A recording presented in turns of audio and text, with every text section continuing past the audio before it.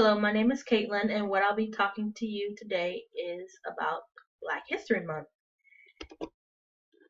And I chose someone who was famously well known throughout African American culture, African American literature, as well as today's society. And if you haven't guessed it by now, I will be talking about Miss Maya Angelou. In doing my research of her, one of the things that I came across was why she's one of the most influential African American women in history. And in doing that, I've stumbled upon so many different things that discuss not only what she did, but who she was and why she affected people. So I'm excited to share with you that you will be learning some things in this presentation that you've probably never even heard before. And again, she was famously well known for her teachings. Through her spoken word and writing poetry, which actually explored the experience and viewpoints of what it was to be an African American woman in the United States. Um, so to move forward, one of the things that I'll be discussing about in my PowerPoint is her personal life of who she was, as well as her career as a civil rights activist, a dancer, a singer, a author, a poet, an actress, a film producer, a television producer, a playwright, a film director, and a professor. And one of the things that really fascinated about me about so many of her different careers is Miss Maya Angelou actually was born in the 1920s. And during that time, there was a lot going on in regards to the Depression, wars, as well as discriminating, the death of Dr. Martin Luther King, as well as Malcolm X, and African Americans fighting for their rights and to come out with more than one career, I can honestly say is phenomenal.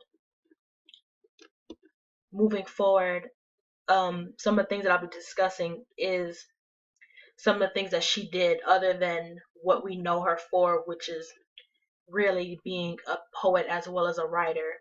However, she did so much more, as I stated earlier. And one of the things that she did, one of the first things rather, that she did was recorded an album called Calypso Lady, which actually was released to the public in 1959.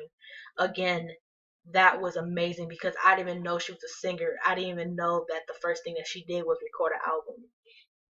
A couple years later, she became a civil rights activist after meeting Malcolm X in 1959.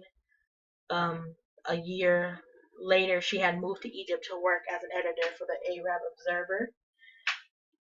She later came back to the United States to actually work with Malcolm X for his organization. However, he was assassinated, so unfortunately, she was unable to do that. After a year or two of his death, she actually began to work on her book, which was later published in 1969, and we all know it. I'm sure many of us read it. It's called I Know Why the Caged Bird Sings.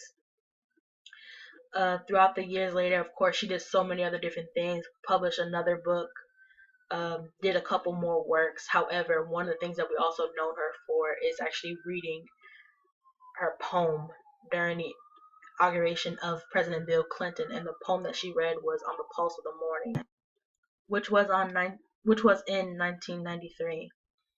Another thing that Miss Angela accomplished was being the first person to actually win the Hope for Peace and the Justice Voice of Peace Reward in 2008. Again, I mentioned that one of her careers was a poet as well as a writer. And here are some of the many things that she wrote and published. Again, the first book that she wrote in 1969 was I Know Why the Caged Bird Sings, followed by Gathered Together in My Name in 1964, followed by The Heart of a Woman in 1981. Some of the poems that she wrote was In Still I Rise, which was published in 1978, which actually dealt with racism during the time. Again, she grew up in the 1920s and she went through two assassinations of two African American leaders, one of Martin Luther King and the other one of Malcolm X, as well as wars. And that dealt with what African Americans were going through during the time and how she was still coming up and still rising despite her situation, despite what was going on. Another poem was On the Pulse of the Morning, which was published in 1993, followed by Phenomenal Woman that was produced in 1995. And I have a bonus fact for you guys. Did you know that I Know Why the Cage Bird Sings has been translated into 17 languages and sold more than 1 million copies? And this is what the book looked like. Some interesting facts that I stumbled upon Miss Maya Angelou was, although she did receive her high school diploma, she never did attend college. However, she did receive more than 50 honorary degrees, which will explain why she was able to teach at a local university, because she received her degree to teach. Excuse me. Another thing that she accomplished was speaking multiple language. She actually spoke a total of 6 of them, which were English, French, Spanish, Hebrew, Italian, and Fati, which is actually an African language. What really shocked me was the fact that Miss Angela was born Margaret Annie Johnson. And I know some of you guys are probably wondering, well, if she was born Margaret Annie Johnson, why did she go by Maya Angelou? Well, I actually have a bonus fact for you guys, and I'll explain that. How she received the name, Maya Angelou, was through her brother and her first husband, Tosh Angelos. Her brother Bailey assigned her the name Maya, short for my sister, and she abbreviated her first husband's last name. Here is a video of Miss Angela explaining who she was and why she... You say words are things, and that they're so powerful. So what words do you turn to for comfort? Love.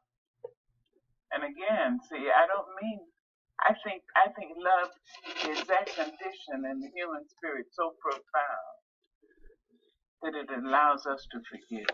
Mm-hmm. And it may be the energy which keeps the stars in the firmament. Yes. I'm not sure. It may be the energy which keeps the blood running smoothly through our veins. I'm not sure. But it's something beyond the explanation. It can be used for anything you can explain. Any good thing you can explain. Absolutely. Yes, ma'am. Where do you go for solace, for comfort? Are there books that you read? Or when Maya Angelou needs comforting, yeah. What do you use? I'm a student of Unity. And there's a book called The Unity Church? Unity Church. Mm-hmm. Maya first discovered the Unity Church in her 20s after her voice coach and mentor Fred Wilkerson invited her to a service there. Founded in 1889, Unity is a Christian movement that emphasizes affirmative prayer and education as a path to spirituality. I took a course in Unity about 2 years ago, online. Not to become a member, a minister, but just to understand more deeply. There's a book called Lessons in Truth. Wow. And in the book there's a line which is, God loves me. And when I came to read it to my then mentor, Frederick Wilkerson, the late Frederick Wilkerson, I read, God loves me. And he said, read it again. I said, God loves me. He said, read it again. Read it again. And finally, I said, God loves me.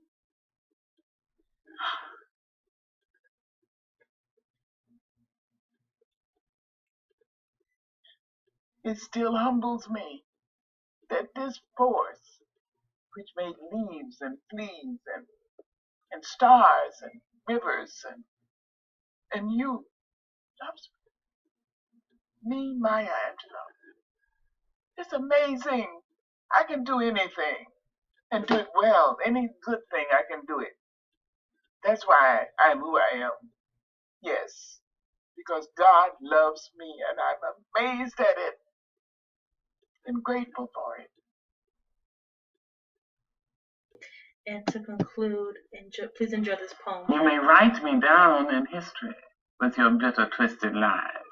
You may trod me in the very dirt, but still like dust, I'll rise. Does my sassiness upset you? Why are you beset with gloom? Just 'cause I walk as if I have oil wells pumping in my living room. Just like suns and like moons, with the certainty of tides, just like hope springing high, still I rise. Did you want to see me broken? Bowed head and lowered eyes, shoulders falling down like teardrops, weakened by my soulful cries. Does my sassiness upset you? Don't take it so hard just 'cause I laugh, as if I have gold mines digging in my own backyard. You can shoot me with your words, you can cut me with your lies, you can kill me with your hatefulness, but just like life, I'll rise. Does my sexiness offend you? Oh, does it come as a surprise that I dance as if I have diamonds at the meeting of my thighs? Out of the huts of history's shame I rise. Up from a past rooted in pain I rise. A black ocean leaping and wide, welling and swelling, I bear in the tide. Leaving behind nights of terror and fear, I rise. Into a daybreak miraculously clear, I rise. Bringing the gifts that my ancestors gave. I am the hope and the dream of the slave. And so, naturally,